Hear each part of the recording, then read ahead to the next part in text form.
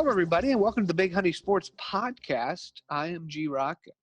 Big Sean could not be here this time, so I'm taking over for the day. We're providing, there's not that much to talk about, unfortunately. It's that time of the year with the NFL, but we do have a couple of big stories that have come out in the last week or so, so we're just going to briefly talk about it.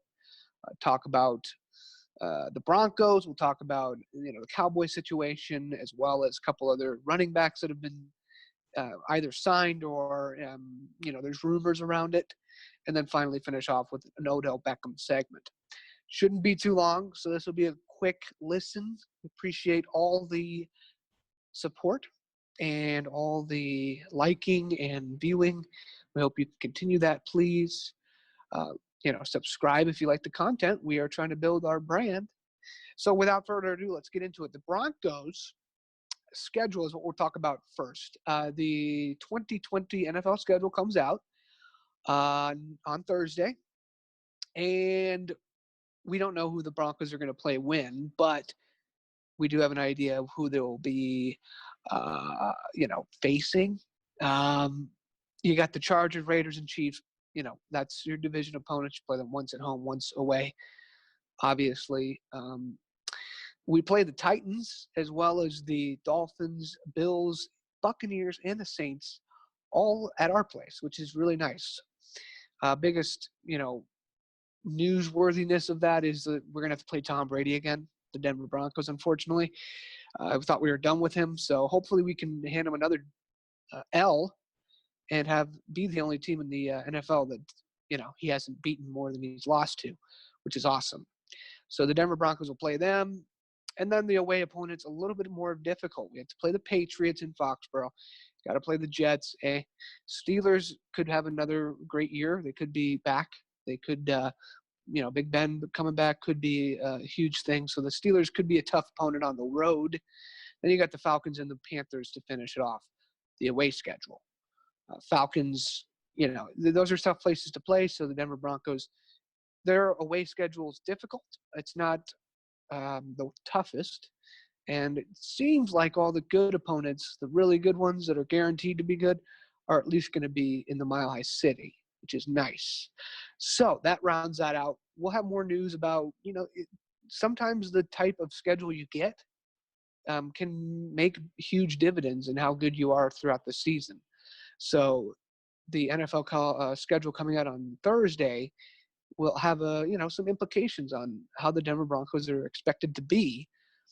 When does their schedule pick up? Does it get hard at one point? Is it difficult all throughout? All those questions will be answered on Thursday. Moving on, Dak Prescott, he's got his backup now. Andy Dalton signed a 1-year contract worth $3 million. And he has a couple of incentives that he can, get if he has any playing time or if they reach the playoffs, something like that.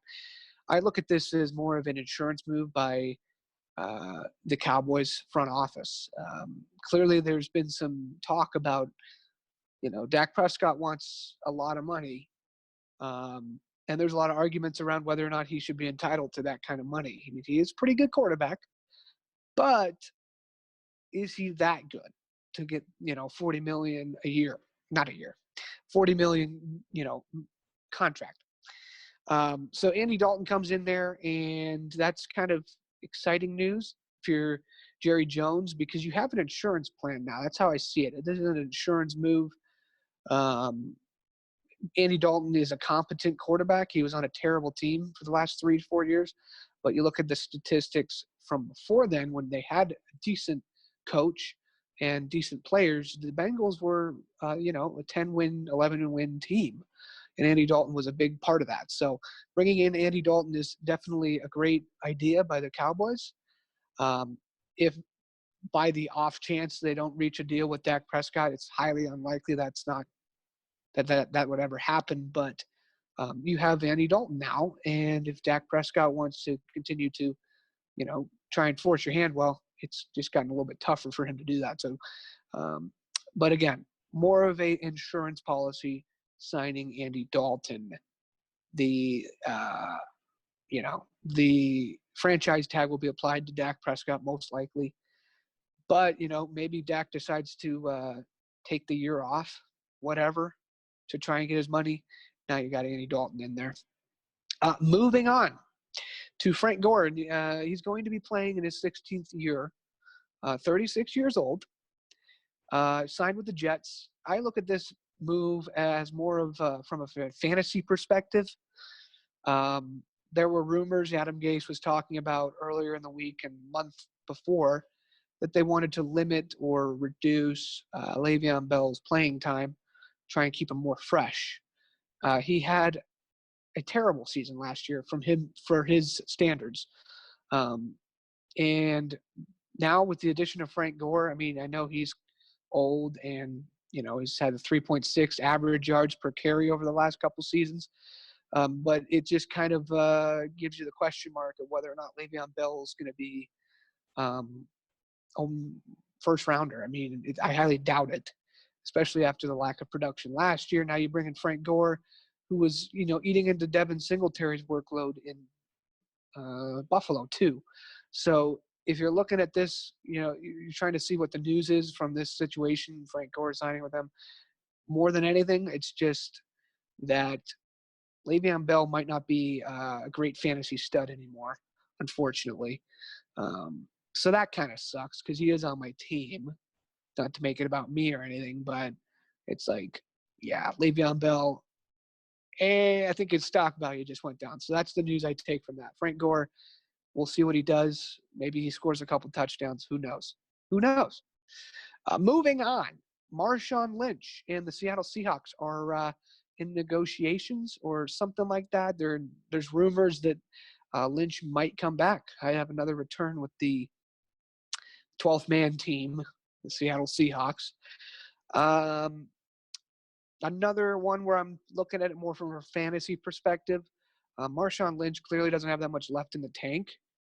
And they have Rashard Penny. They got Chris Carson in the backfield there. So if they do end up bringing him back, Marshawn Lynch, that is, it just kind of depletes the entire value of that running attack. And if you're going to draft anyone in the backfield in Seattle, because their running attack hasn't been all that great for a while now.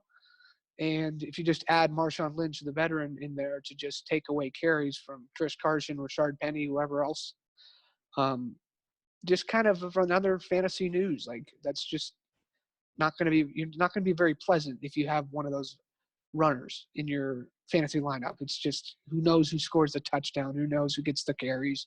So Marshawn Lynch, great veteran presence probably, but if they do end up bringing him back, that backfield might be kind of iffy, to say the least.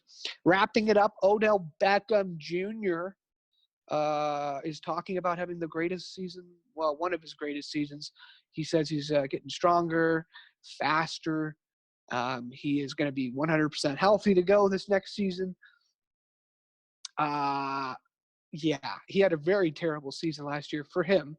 Still had over 1,000 yards receiving. He only scored 3 times, though. And he had 71 catches, I believe, which by his standards, a caliber player like him is pretty mediocre, pretty bad. He's saying, though, he's going to be better and in the best shape of his life. So another fantasy talk here. Don't really know what that means. They added Austin Hooper. David Njoku's coming back. The Cleveland Browns offense is going to be potent if their quarterback can be potent. Baker Mayfield, I think it relies more on him than Odell Beckham at this point. Odell Beckham, we know who he is, very talented wide receiver. And last year we just saw that he wasn't targeted very much because Baker Mayfield sucked. How much of that is on the play calling or the coaching, who knows? But I would look at this more from a perspective of the whole team.